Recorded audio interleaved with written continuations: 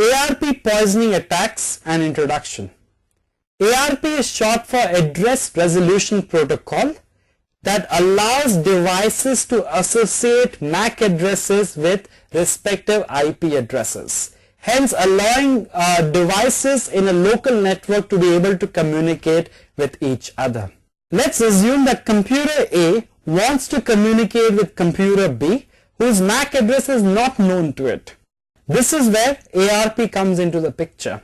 In step 1, computer A broadcasts an ARP request to the entire network asking which computer has a specific IP address. In step 2, computer B replies with an ARP reply stating that, hey, it's me, I have this particular IP address and this is my MAC address. Reverse ARP. There is also something known as reverse ARP that allows computers to find out the IP address of a device whose MAC address is already known. It's something like DNS lookup and reverse DNS lookup. In step 1 of reverse ARP, what happens is computer A broadcasts an RARP request to the entire network stating that, hey, this particular MAC address, tell me your IP address. In step 2, computer B replies with an RARP reply stating that, hey, I have this MAC address and this is what my IP address is. ARP poisoning attack, the attack.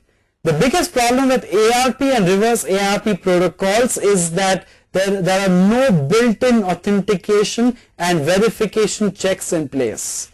Whenever a system receives an ARP or RARP reply, it will blindly trust that ARP or RARP reply without verifying the identity of the sender. In other words, if I send you an ARP packet or RARP packet, which is usually a reply, then it will actually modify your ARP or RARP table, and your computer will not even attempt to verify my identity. In fact, many operating systems accept incoming ARP replies even when they never sent out an ARP request. So think about it this way. I am the criminal. I want to receive data sent by you to maybe citibank.com. I will change your ARP table by sending you an ARP reply which changes, which disassociates the real target system, which is Citibank, and associates its IP address with my MAC address. This is a very simplistic example, but we're going to learn more about it very soon. This means that it is quite easy for an attacker to fool an entire network about its identity by sending fake ARP or fake RARP replies to everybody on the network and hence poisoning the ARP of the network. ARP poisoning attacks are executed against the local network with the attempt to sniff data, disconnect the network from the internet, DOS attacks, and maybe even to execute man-in-the-middle attacks. ARP poisoning attack, disconnecting the local network from the internet. It is possible for an attacker to poison the ARP of the entire local network by sending an ARP reply to all the computers on the network, associating the network router's IP address with a non-existing MAC address. Now, all computers in a network require the router to communicate with the outside world. Now, if I associate the router's IP address with a non-existent MAC address, then whenever any system on the network is trying to communicate with the router, it will send the data to the wrong system, to a non-existent MAC address system. So the data will never reach the router. As a result, nobody on the network will be able to connect to the internet, because without reaching the router, nobody can communicate online at all. Now, whenever any user tries to send a data packet to the internet, then the data, instead of going to the network router, goes nowhere. As a result, the whole network is unable to communicate with anybody on the internet. ARP poisoning attack, man-in-the-middle attack.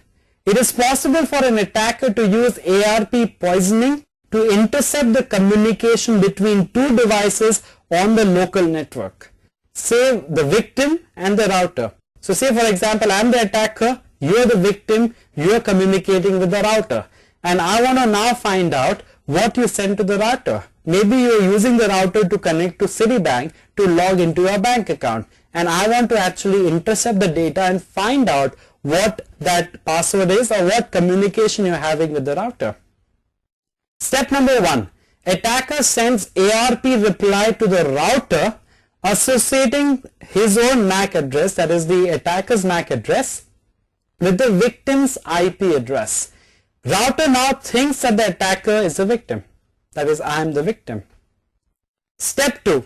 Attacker will now send an ARP reply to the victim associating his MAC address with the router's IP address. So now I'll send an ARP reply to the victim associating my own MAC address with the IP address of the router. So now the victim thinks that that is the attacker, is the router. Now all communication between them, that is the victim and the router, can easily be spied upon by the criminal or the attacker, that's me. Man-in-the-middle attack part 2. At this stage, the attacker can spy upon all communication between the victim and the router, but unfortunately the communication is DOS attacked. Optionally, if the attacker really is smart, then he can actually enable something known as IP forwarding, which will forward all traffic coming from the victim to the router and will forward all traffic coming from the router to the victim. Hence now victim can carry out all normal communication on the internet, except that whatever communication is happening through my computer, that is the attacker's computer. Classic example of man-in-the-middle attack, and classic example or classic scenario wherein I could now use a data sniffer to carry out sniffing attacks and figure out what the communication really is. Man-in-the-middle attack part 3.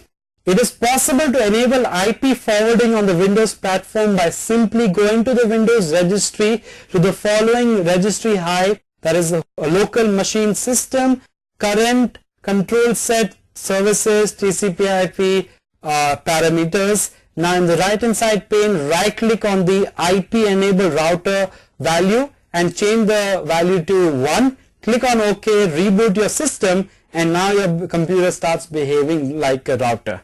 On a Linux/Unix system, it's actually a lot easier to enable IP forwarding. Just refer to your distribution's website, Ubuntu, Red Hat, whichever it might be. ARP poisoning attack, the various tools. There are a bunch of different tools available that allow you to carry out ARP poisoning. You have ARP spoof, ARP poison, Kane enable, EtherCap, syringe, ARP spy, and so on. All of them are available as a free download on the internet. I will give you a few demonstrations at a later stage, but I really encourage all of you to experiment with ARP poisoning on your own whenever possible.